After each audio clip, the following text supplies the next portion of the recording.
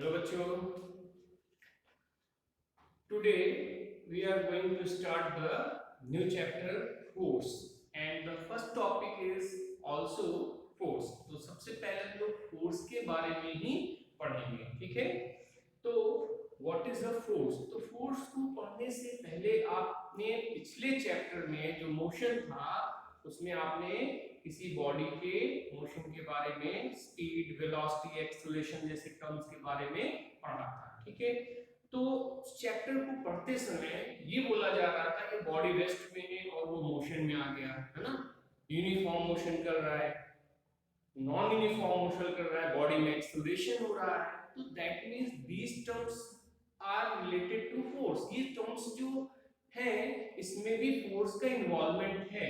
तो आपने कभी सोचा कि बॉडी रेस्ट में है तो मोशन में कैसे आ गया, वो 10 मीटर पर सेकंड की स्पीड से कैसे मूव करने लगा? तो these answers you will know in this chapter ना, कि उस बॉडी में मोशन कैसे हुआ।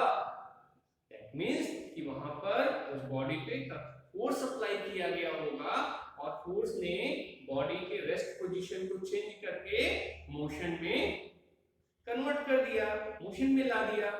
That means कि फोर्स को डिफाइन करना है तो हम लोग इस तरीके से भी समझ सकते हैं कि वो बॉडी क्या है, अगर रेस्ट पोजीशन पे है और अगर वो मोशन में आ गई तो दैट मींस कि वहां पर फोर्स अप्लाई हुआ है। That means the force is the cause of the motion, है ना। स्ट्रेट लाइन मोशन हम लोगों ने पढ़ा था कि बॉडी स्ट्रेट लाइन मोशन कर रही है, तो स्ट्रेट लाइन मोशन में रेस्ट से स्टार्ट करके बॉडी का स्पीड चेंज हो रहा है, बॉडी में एक्सेलरेशन हो रहा है, स्पीड इंक्रीज हो रही है, स्पीड डिक्रीज हो रही है। बॉडी अगर किसी की स्पीड से चल रही है और ब्रेक्स अप्लाई किए गए थे, कार्स के एग्जांपल्स आपने किए थे कि ब्रेक अप्लाई किया तो ब्रेक अप्लाई करने के बाद बॉडी क्या हो गई, जो कार है वो रेस्ट में आ गया, है ना।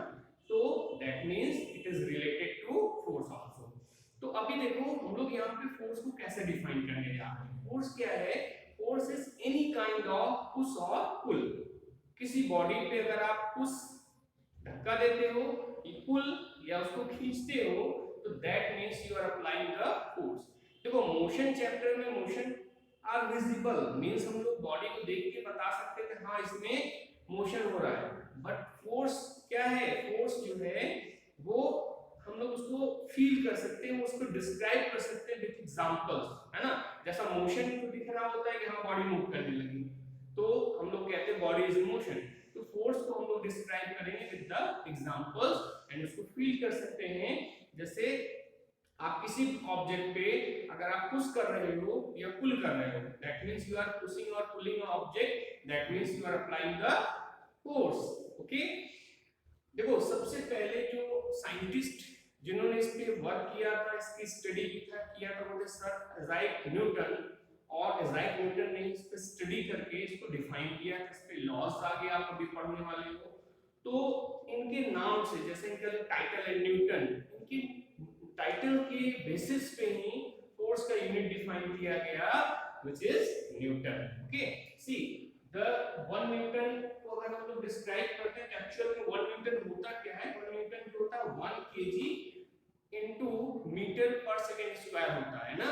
तो हम लोग जो यूनिट लिखते हैं Newton, Newton is the unit of force, it is the standard unit, SI unit of the force, ठीक है। लेकिन उसका जो एक्चुअल अगर आप अभी आगे हम लोग और पढ़ेंगे इसको डिटेल में, देखा जाए तो वो होता क्या है वो न्यूटन। तो 1 न्यूटन होता है 1 केजी इनटू मीटर पर second square. Okay, and it is also a vector quantity. देखो जो फोर्स है, तो force is the any kind of push और पुल, है ना। हम लोग सिंपली अगर बताना चाहते हैं तो फोर्स को बोल सकते हैं ये क्या है, पुश है या पुल है। किसी ऑब्जेक्ट पे अगर फोर्स लगा रहे हो, पुश कर रहे हो या उसको पुल कर रहे हो या हिट भी कर रहे हो ना, हिटिंग इज आल्सो। जैसे आप फुटबॉल मैच खेल रहे हो, तो फुटबॉल मैच खेलते समय आप फुटबॉल को क्या करते हो, उस समय हिट करते हो ना, तो that is also force. And one thing, it is a vector quantity, that means force is a vector quantity। ये क्या होता है? एक वेक्टर क्वांटिटी है। वेक्टर क्वांटिटी स्केलर क्वांटिटी आपने पिछले चैप्टर में समझ रखा है। तो vector quantity that means it has magnitude and also the direction, मतलब इसका मैग्नीट्यूड भी होगा और एक पर्टिकुलर डायरेक्शन भी डिफाइन होता है। Okay, now effect of force हम कैसे मालूम करेंगे कहां कहां पर फोर्स अप्लाई हो रहा है और कैसे फोर्स को उसमें रियलाइज करेंगे क्या यहाँ पे फोर्स अप्लाई किया गया होगा। तो फोर्स के क्या क्या इफेक्ट्स होते हैं। First, force can change the speed, किसी बॉडी के स्पीड को अगर कोई द फोर्स, तो that mean force can change the speed of the body. Okay, change the direction, ठीक है। अब देखो चेंज द डायरेक्शन में कैसे आप इसको समझोगे। सभी लोग क्रिकेट मैच को अच्छे से देखते होंगे, क्रिकेट मैच में सभी का इंटरेस्ट होता होगा, ठीक है। अब देखो क्रिकेट मैच खेलते समय जब बॉलर क्या करते हैं, बॉल को थ्रो करता है टुवर्ड्स द बैट्समैन, तो उसका डायरेक्शन तो इस समय कहां पे है, बॉल पे उसने फोर्स, वहां पे बॉलर ने भी क्या किया, फोर्स अप्लाई किया ना बॉल पे। अब देखो जो बॉल है वो बॉलर से बैट्समैन की तरफ जा रहा है, तो उसका डायरेक्शन टुवर्ड्स द बैट्समैन है, लेकिन बैट्समैन ने क्या किया, हिट कर दिया। जब बैट्समैन ने हिट कर दिया तो बॉल का डायरेक्शन क्या हो गया, चेंज हो गया। बैट से उसने क्या किया, हिट किया, मींस उसको पुश किया, और पुश करने से जो डायरेक्शन है बॉल का वो चेंज हो गया। तो that mean a force can change the direction of the object. Rest to the move, body का रेस्ट में है। अगर आप देखो फुटबॉल मैच की बात करें, फुटबॉल मैच में फुटबॉल रखा हुआ है ग्राउंड पे और किसी प्लेयर ने आया और उसको क्या कर दिया, किक कर दिया, हिट कर दिया उसको, तो फुटबॉल क्या था, रेस्ट में था। लेकिन जैसे उसने किक किया वो कहां क्या हो गया, वो मोशन में आ गया, ठीक है। तो जो फोर्स है वो क्या कर सकता है, किसी बॉडी को रेस्ट से मोशन में भी ला सकता है, ठीक है। स्टॉप मूविंग बॉडी, बॉडी को स्टॉप करना है तो भी फोर्स की जरूरत पड़ती है। क्रिकेट मैच में बॉल फील्डर की तरफ आ रहा है तो वो क्या करता है, फोर्स लगा करके उसको क्या करता है, कैच कर लेता है, पकड़ लेता है, जिससे बॉल आगे न जाने पाए, ठीक है। तो force can stop a moving body also. Change the shape, अब देखो फोर्स क्या कर सकता है, किसी बॉडी की शेप में भी चेंज कर सकता है, ठीक है। अब बॉडी के शेप में जैसे आप एक रबर बैंड ले लो, रबर बैंड लिया और ऐसा खींच लिया, तो खींचा तो आपने देखा उसका शेप क्या हो गया, उसमें चेंज हो गया। सिंपली आप रबड़ की बॉल ले लो, रबड़ की बॉल लेते हो उसको आप दोनों हाथों से ऐसे दबाते हो तो उस समय देखते हो उसका क्या हो रहा है, उसका शेप चेंज हो रहा है ड्यू टू द फोर्स। अब आप क्ले ले लो, क्ले से अगर आपने कुछ बना रखा है वेट क्ले से और उसको फोर्स लगाया तो उसका भी शेप चेंज हो जा सकता है। क्वेश्चन ये है कि ऐसा तो हर जगह नहीं होता है ना, कुछ ऐसे भी बॉडीज हैं जो बहुत सॉलिड है, रिजिड है, आप उस पे फोर्स लगाते हो तो वहां पे चेंज नहीं होता है। देखो इसको क्लियर करने के लिए आपको बैलेंस अनबैलेंस फोर्स में भी अभी समझना पड़ेगा, जाना पड़ेगा।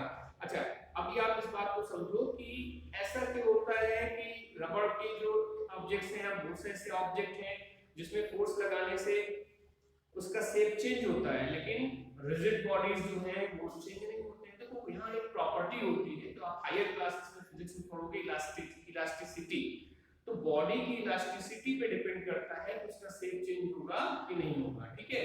तो जो इलास्टिक बॉडीज होती हैं, ठीक है, उसमें जब आप फोर्स अप्लाई करते हो तो उसका शेप चेंज हो जाता है, तो that means force can change the shape also, ठीक। चेंज द साइज, एक स्प्रिंग ले लो, स्प्रिंग लिया आपने, यूं खींचा तो आपने क्या लगाया, फोर्स लगाया, दूसरी डायरेक्शन में दोनों हाथों से इधर लगा रहा है, इधर लगा रहा है, ठीक है। जब आप फोर्स लगा रहे हो तो उसका लेंथ क्या हो गया, चेंज हो गया, जो साइज है उसकी चेंज हो गई, that means force can change the size also.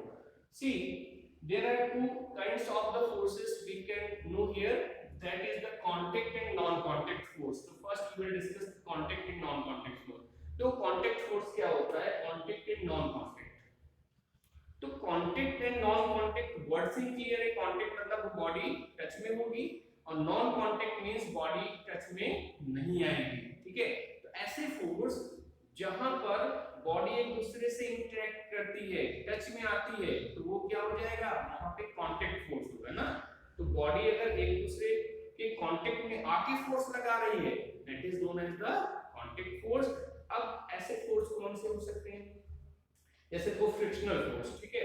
आप सिंपली फ्रिक्शनल फोर्सेस को आसानी से समझ सकते हो। अब साइकिलिंग करते हो, आप साइकिलिंग कर रहे हो तो साइकिलिंग करने के बाद आपने पैडल चलाना बंद कर दिया, तो आप देखोगे थोड़ी देर बाद आपकी साइकिल क्या होगी, चलते चलते चलते स्टॉप हो जाएगी, रेस्ट पे आ जाएगी। क्यों हुआ ऐसा? देखो वहां पे जो आपकी साइकिल और जो रोड है, साइकिल का जो टायर होता है रबड़ का होता है ना, अब उसके और रोड के बीच में जो कंक्रीट का है के बीच में क्या हो रहा है, फ्रिक्शनल फोर्स लग रहा है। ठीक है, ये फ्रिक्शनल फोर्स क्या कर रहा है, अपोज कर रहा है मोशन ऑफ द साइकिल को। फ्रिक्शनल फोर्स क्या करता है, मोशन ऑफ साइकिल और एनी ऑब्जेक्ट, तो उसको क्या करता है, उसके मोशन का अपोज करता है, उसके अपोजिट डायरेक्शन में वर्क करता है। तो ये भी कांटेक्ट फोर्स हुआ। क्यों? क्योंकि जब रबड़ की जो टायर है साइकिल की आपकी और जो रोड है, जब उसके बीच में कांटेक्ट होगा तभी तो फ्रिक्शनल फोर्स वहां पे डेवलप होगा।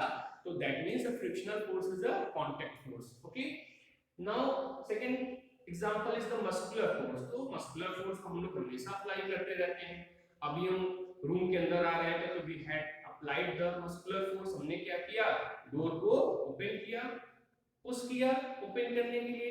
अभी बंद करना होगा तो उसको क्या करेंगे, पुश पुल भी करेंगे। तो पुशिंग पुलिंग जहां पर हो रहा है तो that means it is a contact force. तो बॉडी जहां पर मस्कुलर फोर्स अप्लाई करके फोर्स अप्लाई हो रहा है, that is known as the muscular force. Okay, now another thing, it is non contact force.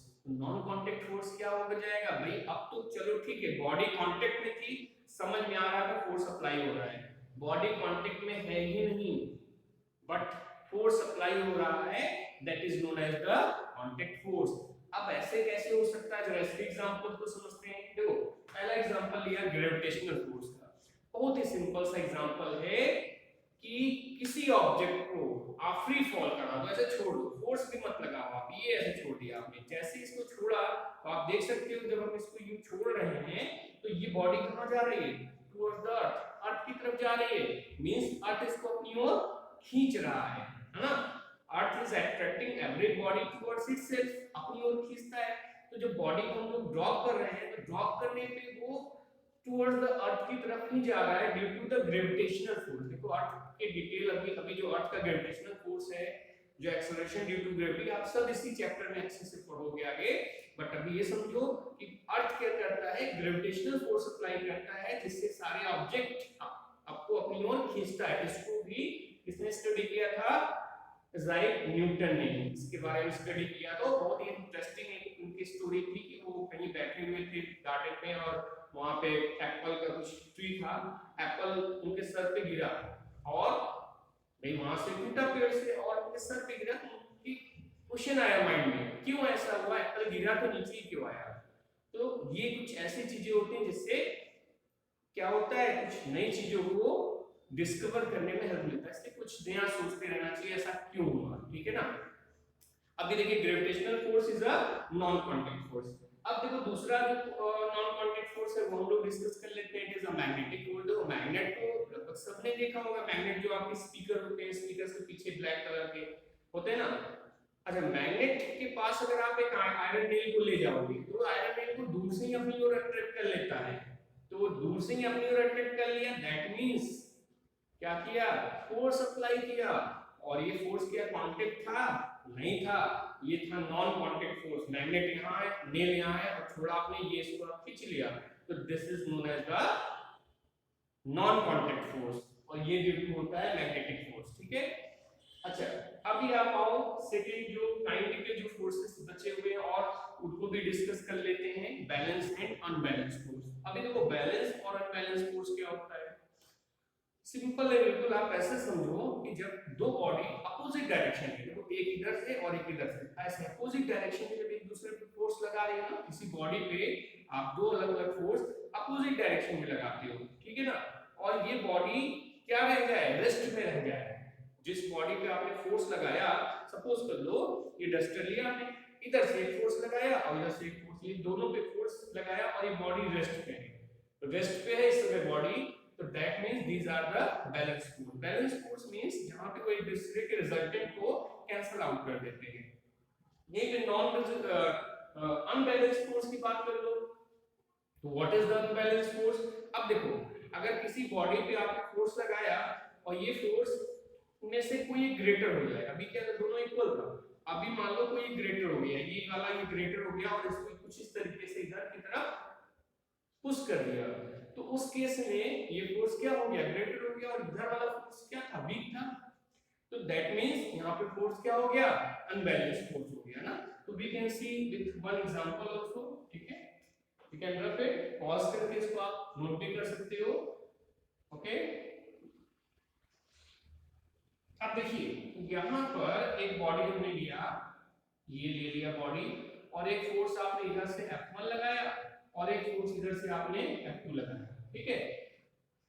Resultant force की बात अभी हम लोग कर लेते हैं कि देखो यहाँ से फोर्स F1 लगाया, F2 लगाया, इसका जो रिजल्टेंट फोर्स होगा, मतलब दोनों फोर्स का जो रिजल्ट होगा वो क्या होगा।